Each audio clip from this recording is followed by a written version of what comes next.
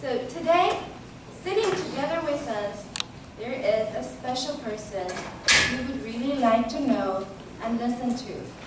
He is IU's first Vice President for International Affairs. He helped the effort to create the university's first international strategic plan, one of the first such plans in the nation. He has been IU's ambassador to the world. He is currently the special advisor to the President on matters of international protocol. Among the many other titles he has, I'm honored to introduce to you the keynote speaker for World Language Festival 2015, Dr. Patrick O'Meara. This is actually the second time Dr. Patrick O'Meara kindly agrees to speak at IU World Language Festival. For a person who is needed widely and has a really busy schedule, by being here today, Dr. Patrick O'Meara sends us this message. Promoting world languages and cultures is greatly valued at Indiana University. Dr. Patrick O'Meara has strong international linkages. He was born in Cape Town, South Africa, and has published extensively on the African continent, including a textbook adopted by nearly 100 universities and colleges in the US. He also received awards from countries such as Spain and Poland, and an honorary doctorate from the NIDA University in Thailand. Last March, the Indiana Senate's resolution honored the life and accomplishments of Dr. Patrick O'Meara for his profound worldwide impact as an educator and scholar. Now it is time for Dr. Patrick O'Meara to bring the world to you. Please join me in welcoming Dr. Patrick O'Meara.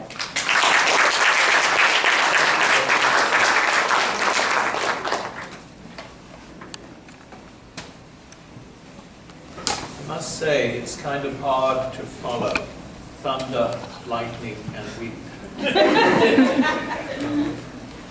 Your work and your interests are of extraordinary importance because in many ways you are the pathfinders for the global 21st century. Language is the crucial element. For the past few weeks, there's been an exciting time for Indiana University with the dedication of our new global school and the opening of a splendid new building. The Secretary of State, for those of you who are not from Bloomington, John Kerry, came to Bloomington for the ceremony. And what he talked about were connections. Connections between the world and the United States. And he asked us to try to understand one another. And that in order to understand each other, we have to listen. And I'm quoting from his speech. We have to listen, not just talk. And we must not shout. I was privileged to spend time with the Secretary, and what struck me of great interest was his incredible courtesy and the way he demonstrated patience in meeting with so many different people whilst he was here. And I thought when I watched this of his skill in negotiating with Russia, with Iran, with other parts of the world. So these connections and language and listening. I was thinking about all of this as I prepared these remarks today. And as I did so, I thought back to Indiana University because it'll help us to understand where we are now. In the 1950s, IU was a small place. There were less than 15,000 students and only a very few international students. Look where we are today. This university system of 8 campuses, over 120,000 students. And I entertained a couple of years ago the president of Liberia, and she asked me, what's the budget of Indiana University? And she said it's almost as large as my country's.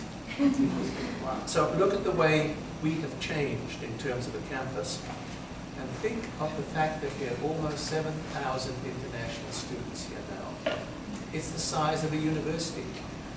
And almost 3,000 of those students are from China. So languages then, as we even look at the composition of this university, are so important. But let's talk about language for a moment. What kind of language? Language for high school students. Language for undergraduates. Language so that we can train policymakers and diplomats. Languages for all kinds of K through 12 interest there. And universities are uniquely equipped to meet all of these demands. But the world is changing in how we deliver language instruction. Let me share a story with you. On one of my trips to China, I was in Shanghai, and we visited a language center for American students. We sat in on the class, and what I was amazed with at that time was here was a student who really didn't speak Chinese, and he was speaking to the class Mandarin. He didn't speak Mandarin. And what was his assignment?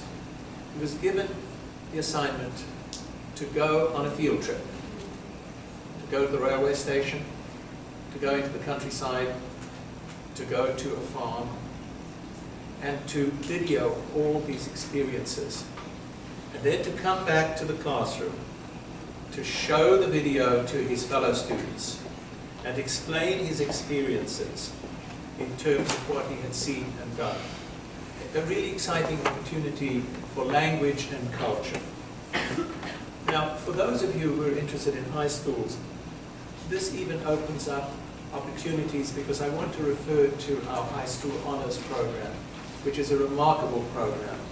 For nearly 40 years, we've sent about 120 students to France, Germany, Mexico, Santiago, Chile, and now Spain. But in addition, and Spain, and now China. And so these students are remarkable students. They're selected from a number of applicants. And what happens to them? Well, we had a tough person running that program for many years. And she made those students sign in blood that they would never speak a word of English in the time in the summer overseas. And I remember her once in an orientation session being asked, could my daughter bring a Bible in English? She said, no, there are Bibles in Spanish. So you see what is happening in terms of from high school to undergraduates.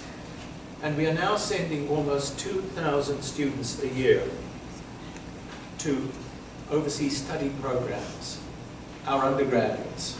They might go for a year, they might go for a semester, they might go for a shorter time. But in every case, this is the global experience that I'm talking about. So in many ways, then, we are interested in teaching languages. More than 70 languages at this university are taught. But let's be specific. They are popular languages. Spanish, because a lot of the students do Spanish in high school. And then less commonly taught languages. And I would like to see more students doing our less commonly taught languages. They're so important. There might be low enrollments, but we need to do more to study these less commonly taught languages. The university must be open for this as we go into the 21st century. And we must be open to new technology in instruction. Let me share with you an experience. I was representing the university in Australia to set up a linkage with the Australian National University in Canberra. And we wanted something different. Here's one of the outcomes, Mongolian. We are in the forefront of teaching about different parts of Asia, and we have Mongolian language instruction. The Australian National University did not have Mongolian. So what did we do? We taught it using the Trans-Pacific Network. I use internet to Asia. How did it work? Well, 6 o'clock in Bloomington, 8 a.m. the next morning in Canberra, sitting in the same class with students with the Mongolian instructor. There's great scope. We need to be vigilant in terms of what we can really do.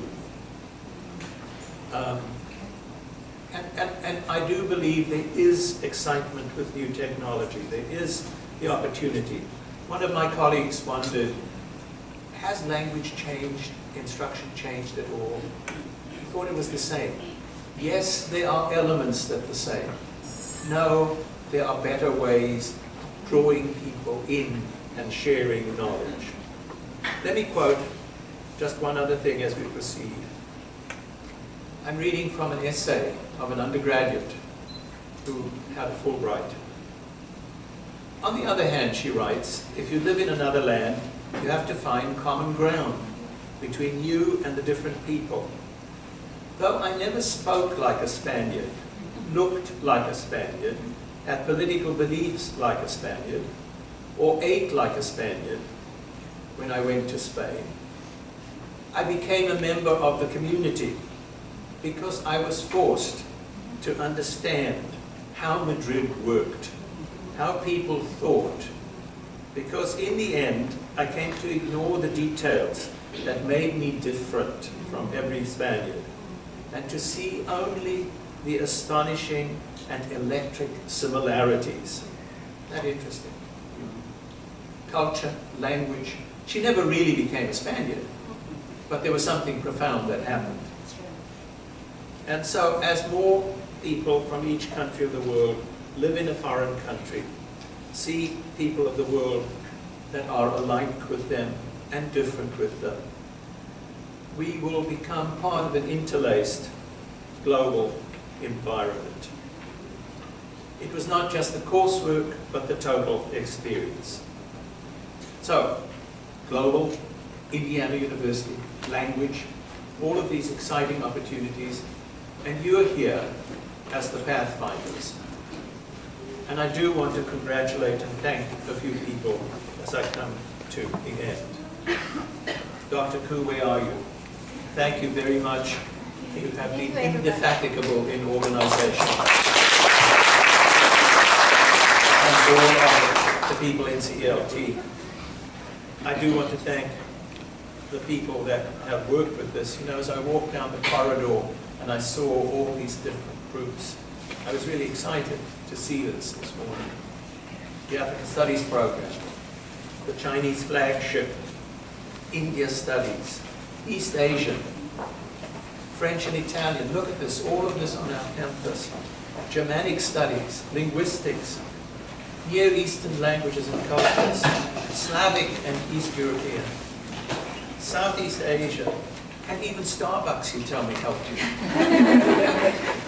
In addition to the College of Arts and Sciences, of course. Let me end with a few comments on a visionary president, Herman Wells, who I was privileged to know. Herman Wells believed in two things. He was a remarkable man.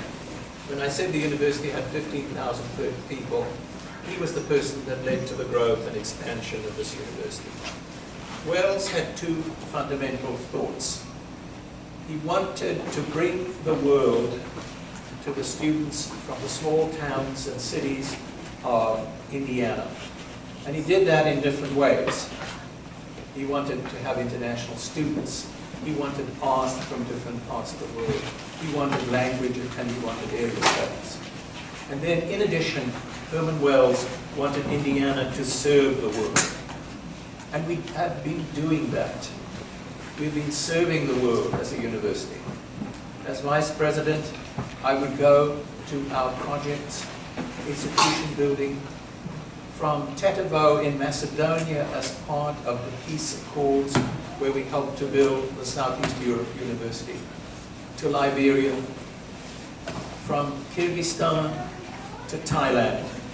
We were participating and helping to bilaterally develop ideas and approaches. So, I'm glad you're here, and I welcome you on behalf of the university, and I look forward to hearing more about this excellent event. Thank you.